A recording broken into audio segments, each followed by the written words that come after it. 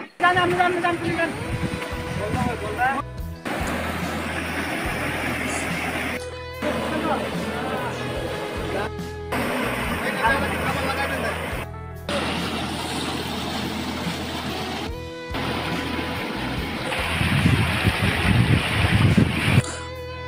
আলাইকুম বন্ধুরা, welcome to my channel Monika blogs.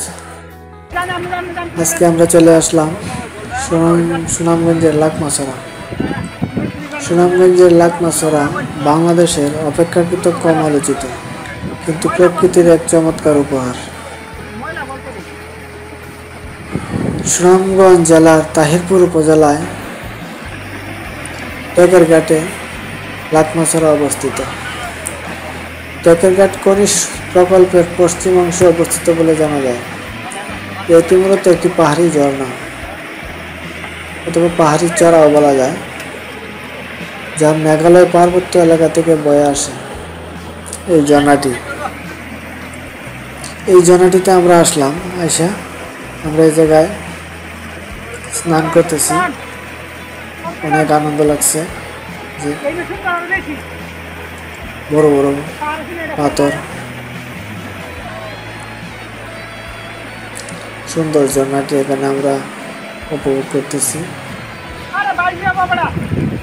অনেকভাবে বলা হয়, ভারতের মেঘালয় পাহাড় থেকে নেমে আসা ঝর্ণা মুহূর্তের পানি এখানে প্রবেশ করে। সাধারণত এই পানিগুলো আসতেছে ভারত থেকে, পাহাড় গ্যাসে পানিগুলা আসতেছে।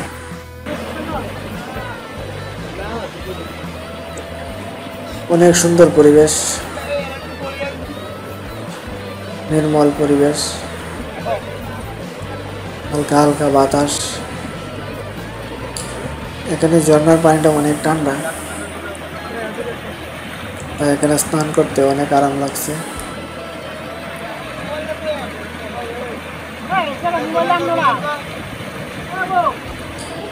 ঘন সবুজ পাহাড়, বড় বড় চুনা পাথর ও প্রাকৃতিক গিরিখাতের সৃষ্টি এখানে বেশ চিত্তাকর্ষক দৃশ্য তৈরি করছে। এখানে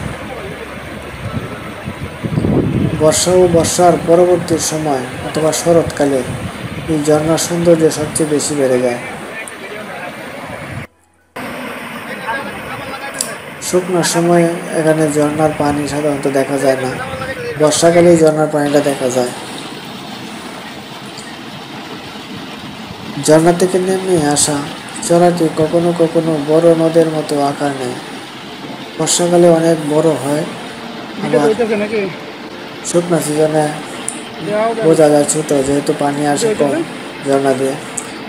কাছে রয়েছে অন্যান্য পর্যটন স্থান যেমন টেকেরঘাট, শিমুল বাগান, ভারেক টিলা, জাদুকাটা নদী ইত্যাদি। এখানে আসলে টেকেরঘাট, যেহেতু এটা টেকেরঘাটে অবস্থিত, তারপর শিমুল বাগান আছে একটা, এখানে শিমুল বাগানটা দেখা যায়, অনেক সুন্দর শিমুল বাগান। তারপর ভারেক টিলা আছে, ভারেক টিলাতে বেড়ানো যায়, আমরা এখানেও বেড়াইছি। তারপর আছে জাদুকাটা নদী, অনেক সুন্দর নদী।